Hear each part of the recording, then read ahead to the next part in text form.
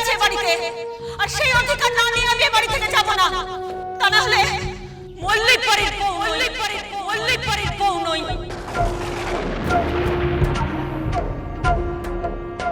যতই চিৎকার করুক, এই বাড়িতে আমার কথাই এখনো শেষ কথা। আমি এই বাড়িতে তাকে গ্রহণ করব না, কোনোদিন নয়। তুমি যে ওদের ওদের মেয়েকে আদর করে নিমন্ত্রণ করতে চলেছ, তো ওদের মেয়েকে জামাইকে আমরা তো কিচ্ছু জানি না। তোমার জানার তো দরকার নেই। আমার শিষ্টাচারে যতটুকু প্রয়োজন আমি ততটুকু করেছি। এ নিয়ে আমি কোনো কৈফিয়ত দেব না। যাও, নিজের কাজে যাও।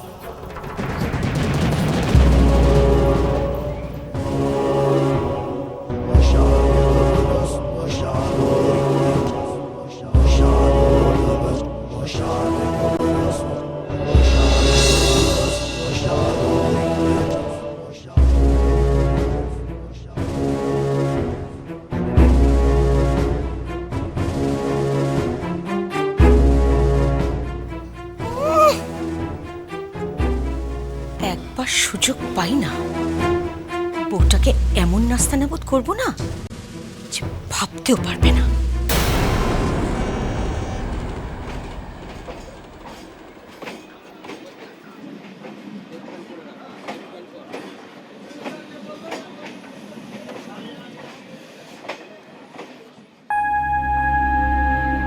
আর কোথায় কোথায় খুঁজবো বলো তো?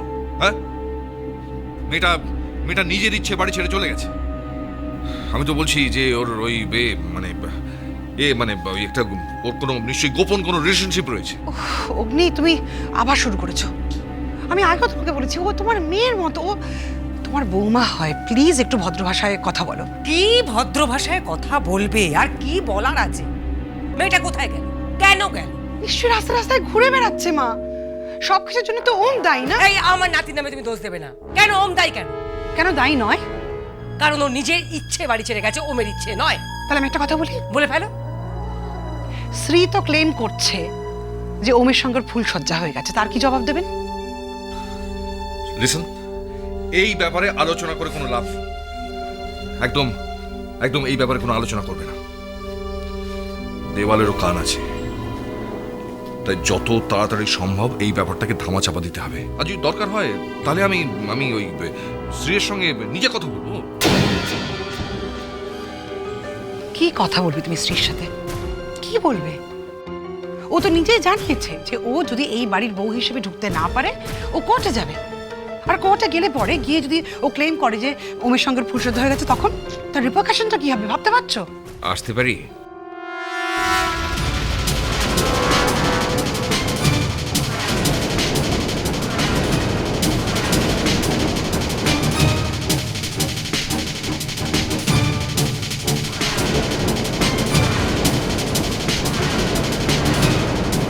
আসুন আসুন আসুন আসুন। নমস্কার। নমস্কার। আপনারা সবাই ভালো আছেন তো? হ্যাঁ, ভালো আছি। হঠাৎ আপনি এখানে? আসলে আমি এসেছিলাম একটু নিমন্ত্রণ করতে। ও তাই বলুন। আসলে আমাদের বাড়িতে বিয়ে, তো আমি চাইছিলাম যদি আমাদের মেয়ে জামাই একটু যেত, তো আমার জামাইকে যদি একটু ডাকতে পারেন তাহলে ওই আমাদের মোহনপুরের বাড়িতে যাওয়ার জন্য আর কি। আমি ওকে নিমন্ত্রণ করেই চলে যাব। ও আচ্ছা আচ্ছা, নিশ্চয়ই। ওম ওম।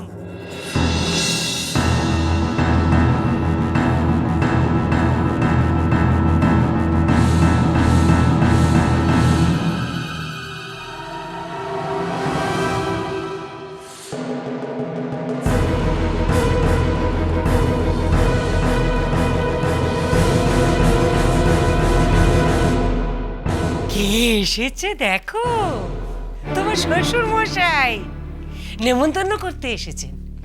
ওনাকে বসাও, চাটা খাওয়াও, ভয়ের কিচ্ছু নেই। ছাপ ছাপ।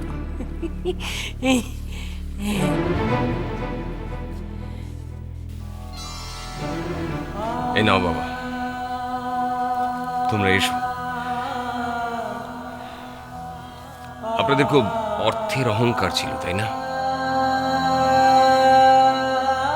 আমি এতদিন বলিনি আমিও মল্লিক বাড়ির ছেলে। যাচ্ছে তো আমার জামাই, দেখে আসবে সব। বিঘের পর বিঘে জমি, প্রাসাদের মতো বাড়ি। আমি কিছু বলিনি এতদিন। আসি, তুমি যেও কিন্তু বাবা। নিশ্চয়ই যাব। ও একবার তোড়াকে ডাকবে?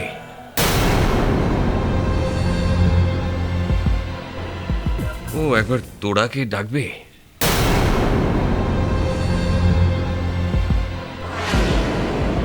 তোরা তোরা মানে তোরা আসলে খুব ব্যস্ত বুঝি? না না, তোরা ব্যস্ত না। তোরা আর কি? ও ও আসলে একটা ইনভিটেশনে গেছে।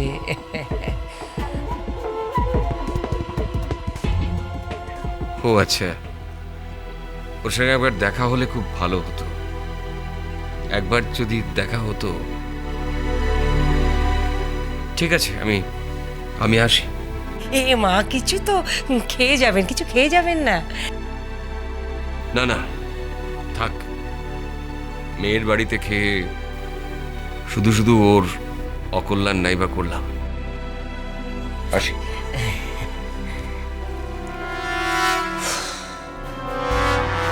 দিস ইজ টু মাচ অগ্নি। তুমি সত্যি কথাটা কেন বলতে দিলে না আমাকে? আরে সত্যি কথাটা বলতে দিলে কি হতো বুঝতে পারছো? হ্যাঁ, একটা ঝামেলা বেঁধে যেত। এত মিথ্যাচার! ছি ছি ছি ছি। একটা মেয়ে নিখোঁজ, তার বাবাকে পর্যন্ত জানতে দেওয়া হলো না। শর্মিলা, বৌমা, এমন কিছু করো না, এমন কোনো ইমোশনাল কাজ করো না যাতে আমাদের পরিবারের পক্ষে একটা বিপদ ডেকে নিয়ে আসে। পরিবার, স্বামী, ছেলে, আমি কিচ্ছু চিনি না। একটা মেয়েকে পাওয়া যাচ্ছে না পরিবার। আমি বলছি, যদি তোরাকে পাওয়া না যায়, যদি ওর কোনো কিছু হয়ে যায়, আমি একজন সাধারণ নাগরিক হিসেবে কিন্তু কাউকে স্পেয়ার করবো না। আমি এই কথা বলে দিলাম।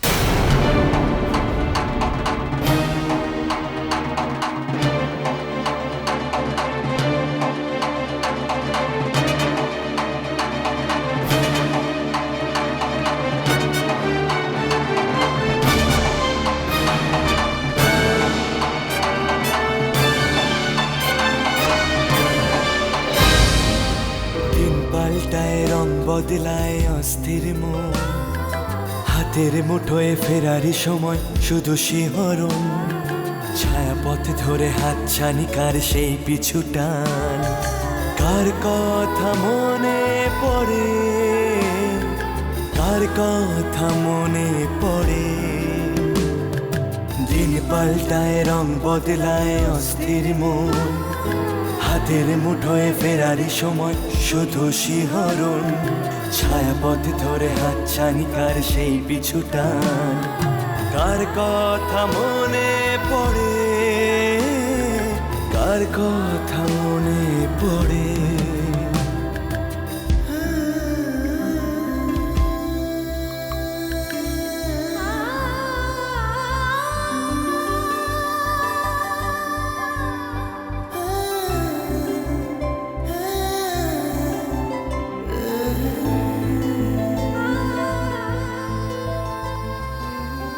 সেখান থেকে পারবেন, সেখান থেকে তোরাকে খুঁজে বের করবেন। আমার কিন্তু তোরাকে চাই, আমি তোরাকে। মাই গড, এটা তো আয়ুষের নাম্বার।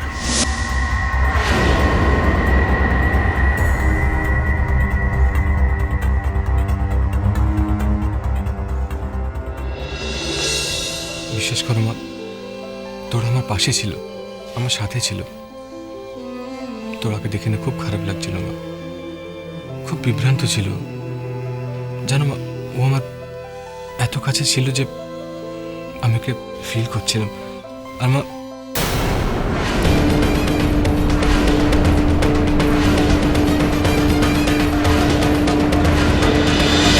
ভালোবাসাটা ভালোবাসাটা ভালোবাসাটা